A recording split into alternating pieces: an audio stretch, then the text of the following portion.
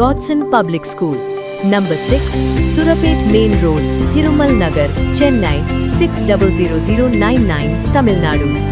சிறைகளில் எந்தவித தவறும் நடைபெறக்கூடாது என்பதில் அரசு தீவிர கவனம் செலுத்தி வருவதாக அமைச்சர் CTR நிர்மல்குமார் தெரிவித்துள்ளார்.